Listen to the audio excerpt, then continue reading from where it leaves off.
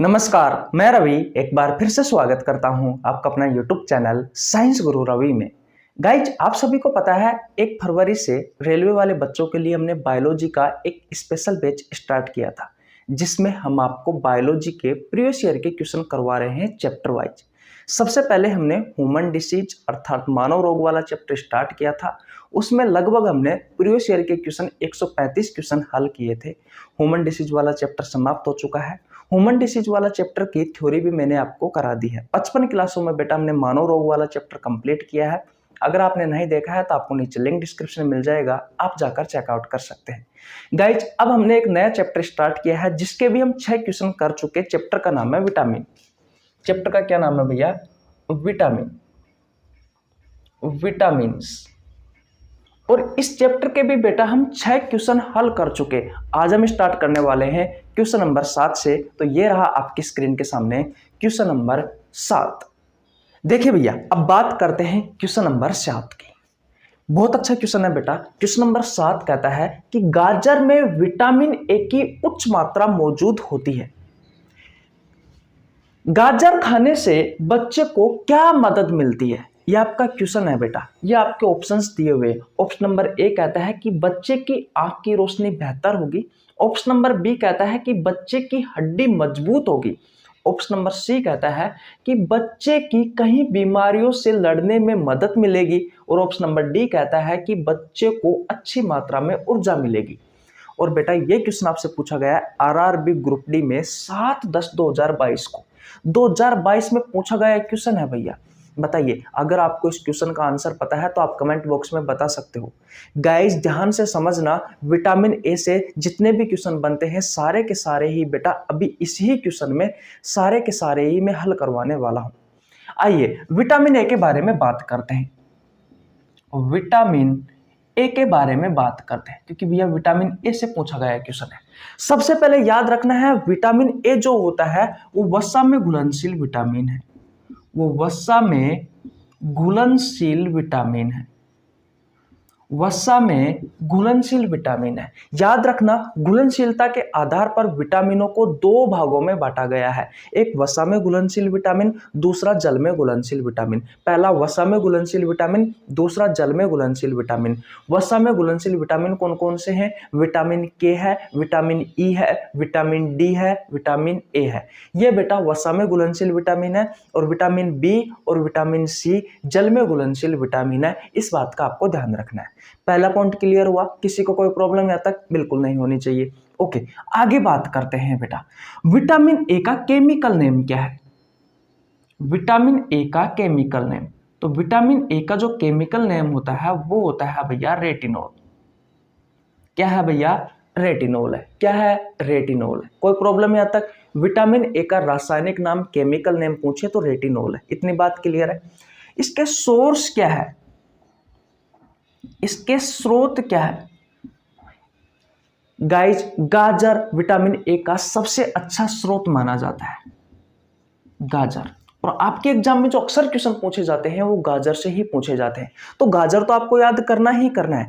इसके अलावा याद रखना, पीले व हरे रंग के क्रमशः फल व सब्जियां, ये सभी बेटा विटामिन ए के अच्छे स्रोत माने जाते हैं। यानी कि पीले रंग के फल और हरे रंग की सब्जियां बेटा विटामिन ए की अच्छी स्रोत मानी जाती है। जैसे कि केला,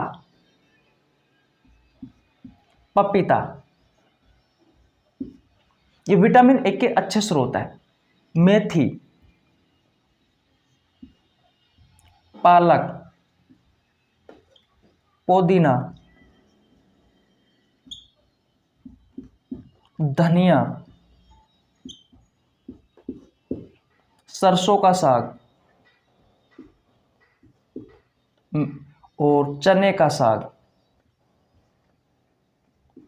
चने का साग। इतनी बात क्लियर है। उसके अलावा दूध, ये जंतु उत्पादक स्रोत है। दूध, दूध से बनने वाले पदार्थ, मछली, ये सब बेटा, हरी मिर्ची,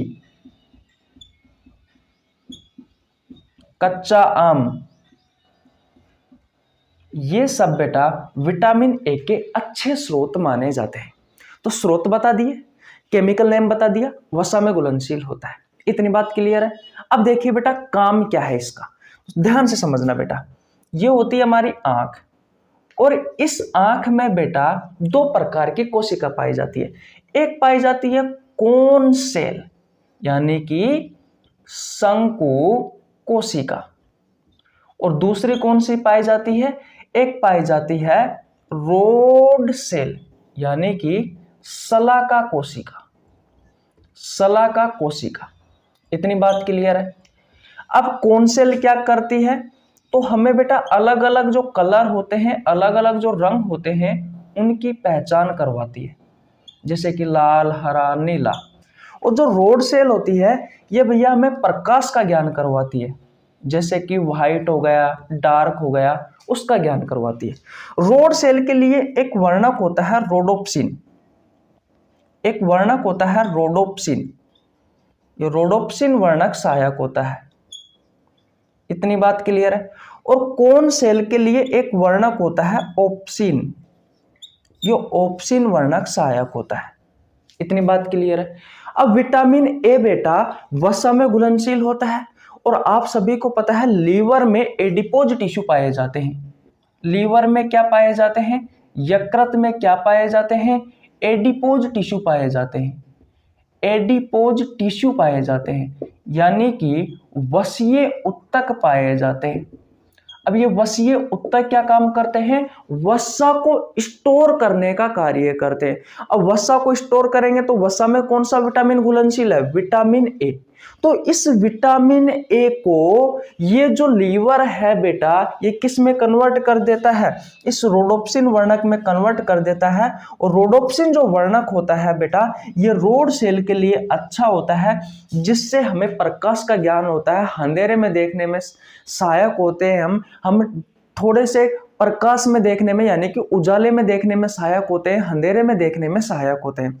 और अगर इस विटामिन की कमी हुई आपको तो नाइट ब्लाइंडनेस रोग होगा बेटा, नाइट ब्लाइंडनेस, नाइट ब्लाइंडनेस यानी कि रतौंधी रोग होगा बेटा। और इस रतौंधी रोग में बेटा हल्के से प्रकाश में, हल्के से कम प्रकाश में इंसान को दिखाई देना बंद हो जाता है, क्योंकि इसमें भैया विटामिन ए की कमी से ये रोड सेल खराब हो जाती है और उसका अच्छे से प्रकाश का ज्ञान नहीं हो पाता है। अगर आपने मेरी बातों को ध्यान से सुना है बेटा तो मुझे नहीं लगता कि विटामिन ए से आपका कोई क्वेश्चन छूटेगा। आशा करता हूं पहला क्वेश्चन आपको बहुत अच्छे से समझ में आ गया होगा। अब आप बता सकते हो इसका राइट आंसर क्या होगा। इसका राइट आंसर होने वाला है बेटा ऑप्शन नंबर ए, क्योंकि बच्चों की आंख की रोशनी के लिए बेहतर होता है बेटा विटामिन ए, और विटामिन ए प्राप्त होता है गाजर से, और मैंने ये विभिन्न स्रोत लिख दिए हैं बेटा। तो आशा करता हूं पहला क्वेश्चन में आपको कोई प्रॉब्लम नहीं आई होगी। गाइज अगर आप में से कोई भी भाई, कोई भी स्टूडेंट बेटा अगर राजस्थान पशु परीक्षर की भर्ती की तैयारी कर रहा है तो मैं आपको बता दूं राजस्थान पशु परीक्षर भर्ती के लिए मैं बायोलॉजी पढ़ा रहा हूं सुबह 7 बजे वाले बैच में। तो भैया वहां आपको उस बैच का आपको नीचे लिंक डिस्क्रिप्शन में दे दूंगा, तो जाकर वीडियो देख लेना। इतनी बात क्लियर है। सुबह 6 बजे हर रोज बेटा कम्युनिटी पोस्ट में बायोलॉजी का एक बेहतरीन क्वेश्चन डालता हूं जिसका आंसर हर रोज 100, 200, 300, 400 स्टूडेंट देते हैं। आप भी दीजिए ताकि बायोलॉजी के बेहतरीन क्वेश्चनों पर आपकी पकड़ बनी रहे। ये वो क्वेश्चन होता है जो या तो आपसे आपकी प्रतियोगी परीक्षाओं में पहले पूछा गया होता है या इस क्वेश्चन को आगे पूछे जाने की संभावना रहती है। अगर आप इस क्वेश्चन का आंसर देते हैं तो 100 में से 100% आपके एग्जाम में क्वेश्चन आपको देखने की मिलने की संभावना रहती है। तो आशा करता हूं ये जानकारी भी आपको बहुत अच्छे से समझ में आ गई होगी। चैनल पर नए तो चैनल को सब्सक्राइब कर लेना, बेल आइकन को प्रेस कर लेना ताकि आपके पास हमारी वीडियो का नोटिफिकेशन टाइम टू टाइम पहुंच सके। इतनी बात क्लियर है। ओके, स्क्रीनशॉट ले लीजिए। अब चलते हैं क्वेश्चन नंबर 2 की ओर, सॉरी क्वेश्चन नंबर 8 की ओर। चले भैया। ओके देखिए भैया अब बात करते हैं क्वेश्चन नंबर 8 की। बहुत अच्छा क्वेश्चन है बेटा। क्वेश्चन नंबर 8 क्या कहता है कि निम्न में से किस आहारी घटक की प्रति ग्राम मात्रा मनुष्य में अधिकतम ऊर्जा प्रदान करती है। इस क्वेश्चन में यह क्वेश्चन आपसे पूछा गया आरआरबी एनटीपीसी में 14/6/2022 को, और ये आपके ऑप्शन है। ऑप्शन नंबर ए है प्रोटीन, ऑप्शन नंबर बी है कार्बोहाइड्रेट, ऑप्शन नंबर सी है फैट, ऑप्शन नंबर डी है कोई नहीं। गाइस क्वेश्चन को ध्यान से पढ़ो। क्वेश्चन क्या कहता है, क्वेश्चन नंबर 8 कह रहा है कि निम्न में से किस आहारी घटक की प्रति ग्राम मात्रा मनुष्य में अधिकतम ऊर्जा प्रदान करती है। अरे डायरेक्ट आपसे ये पूछा गया है कि इनमें से किस में प्रति ग्राम सबसे ज्यादा एनर्जी मिलती है, तो मैं आपको बता देता हूं।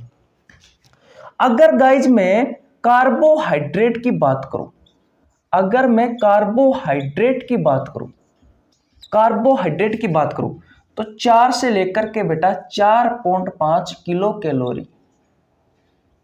कैलोरी प्रति ग्राम, यानी कि 1 ग्राम कार्बोहाइड्रेट लेने से आपको 4 से 4.5 किलो कैलोरी ऊर्जा मिलती है बेटा।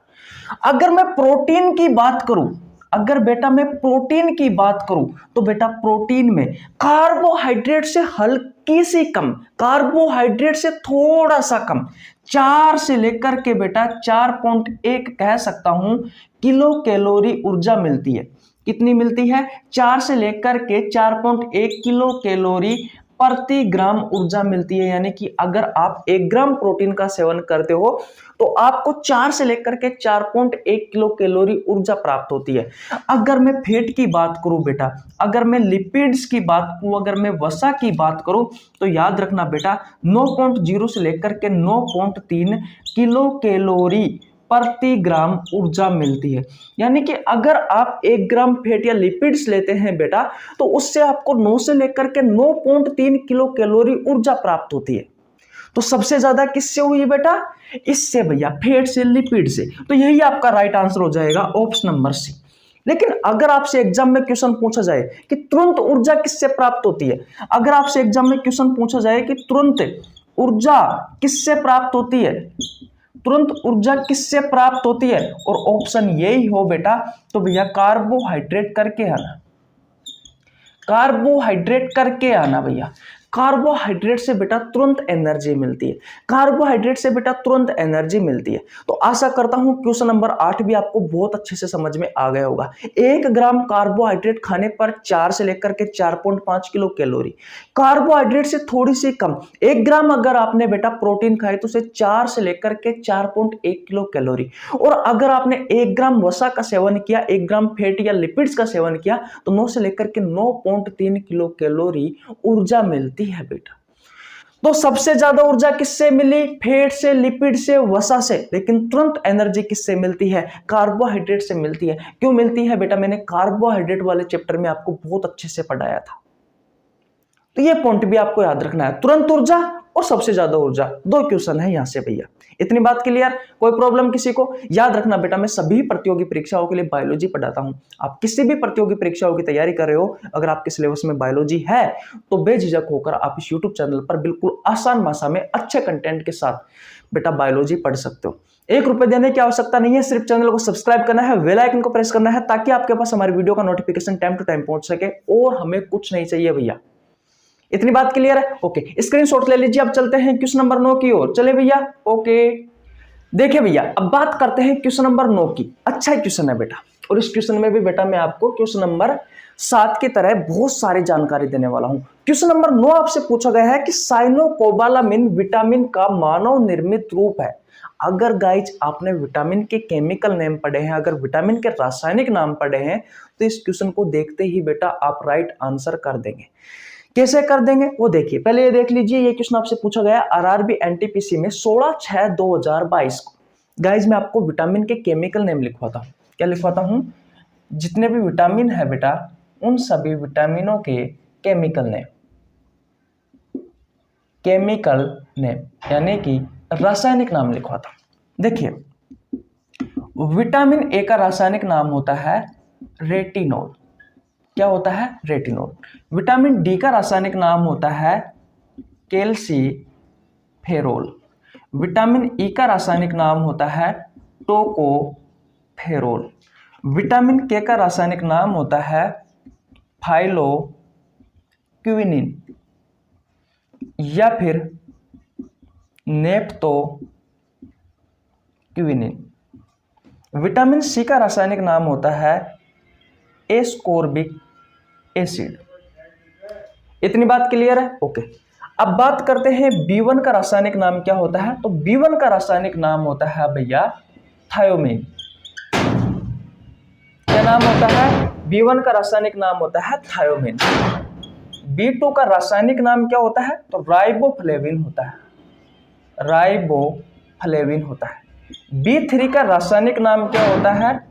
तो नियासिन होता है। B5 का रासायनिक नाम क्या होता है? तो पेंटोथेनिक एसिड होता है। इतनी बात क्लियर है। B6 का रासायनिक नाम क्या होता है? तो B6 का रासायनिक नाम होता है पायरोडोक्सिन। और B7 का रासायनिक नाम क्या होता है? तो B7 का रासायनिक नाम होता है बायोटीन। और B9 का रासायनिक नाम क्या होता है? तो B9 का रासायनिक नाम होता है मोलिक एसिड या फिर भैया फोलिक एसिड। इतनी बात क्लियर है। और लास्ट एंड फाइनल B12 का रासायनिक नाम क्या होता है? तो साइनोकोबाल्मिन। क्या होता है भैया? साइनोकोबाल्मिन होता है। साइनोकोबाल्मिन। तो ये रहे बेटा आपके विटामिन के रासायनिक नाम। और अगर आपको ये विटामिन के रासायनिक नाम याद है बेटा, तो अब बताइए, इस क्वेश्चन को पढ़िए और इस क्वेश्चन का आंसर दीजिए। ये क्वेश्चन आपसे पूछा गया है साइनोकोबाल्मिन विटामिन का मानव निर्मित रूप है, तो बेटा ऑप्शन नंबर ए होगा विटामिन B12 का। देख लीजिए विटामिन B12 का रासायनिक नाम क्या है? साइनोकोबाल्मिन है भैया। और ये विटामिन के रासायनिक नाम भी आपको याद रखने हैं। और ये क्वेश्चन आपसे पूछा गया है बेटा RRB NTPC में 16/6/2022 को। तो आशा करता हूं ये क्वेश्चन भी आपको बहुत अच्छे से समझ में आ गया होगा बेटा। स्क्रीनशॉट ले लीजिए। अब चलते हैं नेक्स्ट क्वेश्चन की ओर। चले भैया, ओके। देखिए भैया, ये रहा आपके सामने क्वेश्चन नंबर 10। अच्छा क्वेश्चन है। क्वेश्चन नंबर 10 कहता है कि निम्न में से कौन सा तत्व मानव निर्मित रक्त के हिम या हेम का भाग है? आपके ऑप्शंस है, option number A manganese, option number B है लोहा, ऑप्शन नंबर सी है कोबाल्ट, ऑप्शन नंबर डी है मैग्नीशियम। और ये क्वेश्चन आपसे पूछा गया है RRB NTPC में 14/6/2022 को। 2022 का क्वेश्चन है बेटा, ध्यान से देखना। गाइस इस क्वेश्चन का आंसर दीजिए अगर आपको आता है तो, और नहीं आता है तो मेरी तरफ देखिए भैया, ध्यान से समझना। ब्लड है, यानी कि हमारा खून है, हमारा रक्त है। इसमें बेटा ब्लड सेल्स पाई जाती है। इसमें क्या पाई जाती है? ब्लड सेल्स पाई जाती है, यानी कि रक्त कोशिकाएं पाई जाती है। क्या पाई जाती है भैया? रक्त कोशिकाएं पाई जाती है। कौन कौन सी? एक पाई जाती है RBC, दूसरी पाई जाती है WBC और तीसरी पाई जाती है प्लेटलेट्स। इतनी बात क्लियर है। RBC बेटा अकेली 99% में होती है, ये दोनों 1% में होती है। यानी कि ब्लड में सबसे ज्यादा पाई जाने वाली कोशिका कौन सी है? RBC। इतनी बात क्लियर है। अब इस RBC में बेटा क्या होता है? हीमोग्लोबिन उपस्थित होता है। क्या होता है भैया? हीमोग्लोबिन उपस्थित होता है। अगर आप हीमोग्लोबिन को तोड़ करके देखते हो बेटा, तो दो शब्द निकल के आ रहे हैं। एक निकल के आ रहा है हीम और दूसरा निकल के आ रहा है ग्लोबिन। हीमोग्लोबिन में जो ग्लोबिन होता है वो 95% में होता है, और हिम जो होता है वो 5% में होता है। ये हिम है जो बेटा वर्णक है, और जो ग्लोबिन है ये एक प्रकार की प्रोटीन है। इसलिए बेटा आपने देखा होगा कभी कभी हीमोग्लोबिन को जटिल प्रोटीन भी कहा जाता है। क्या कहा जाता है? एक जटिल प्रोटीन भी कहा जाता है। जटिल प्रोटीन कहा जाता है। वर्णक इसलिए कहा जाता है क्योंकि बेटा इसी हीमोग्लोबिन में ये हिम वर्णक पाया जाता है, जिसके कारण हमारे ब्लड का रंग लाल होता है। तो आप हीमोग्लोबिन कहते हो कि हीमोग्लोबिन क्या है? एक प्रकार का पिगमेंट है बेटा। इसमें हिम पाया जाता है 5% में, और ये एक वर्णक है। इस वजह से आप हीमोग्लोबिन को वर्णक भी कहते हो, और इसी हीमोग्लोबिन की वजह से हमारा ब्लड का रंग लाल होता है। और ये जो हिम होता है बेटा, इसमें क्या होता है? एक आयरन कंपाउंड होता है, लोहे का एक यौगिक होता है, जिसे आप हीमेटिन बोलते हो। जिसे क्या बोलते हो आप?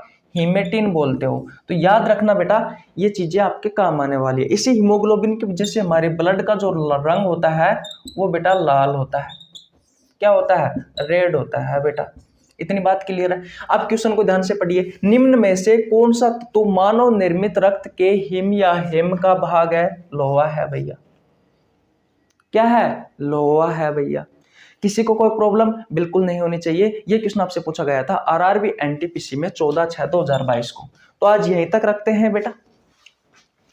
अगर आपको वीडियो अच्छी लगी हो तो वीडियो को लाइक कर दीजिए, चैनल पर नया तो चैनल को सब्सक्राइब कर लेना, पहले स्क्रीनशॉट ले लीजिए और बेल आइकन को प्रेस कर लेना, ताकि आपके पास हमारे वीडियो का नोटिफिकेशन टाइम टू टाइम पहुंच सके। जुड़े रहिए इसी तरीके के और क्वेश्चन देखने के लिए हमारे साथ। यकीन मानिए, बस 1-2 दिन और रुक जाइए, 2-5 नहीं, 1-2 दिन और देख ले, 1-2 दिन और रुक जाइए, फिर उसके बाद में बेटे छोटी क्लासों का झंझट ही समाप्त हो जाएगा। मेरा जो शेड्यूल है बेटा टाइम का वो मैं मैनेज करने वाला हूँ। फिर आपको 1-1 घंटे की क्लास देखने को मिलेगी। एक दिन में हम 10-10, 15-15 क्वेश्चन करने वाले हैं, ठीक है? ओके। और ये आपका सिलेबस भी जब तक आपकी एग्जाम नहीं आएगी उससे पहले आपका सिलेबस कर दिया जाएगा, तो बेझिझक रहिए। तो मिलते हैं नेक्स्ट वीडियो में, तब तक के लिए जय हिंद, जय भारत, राम राम।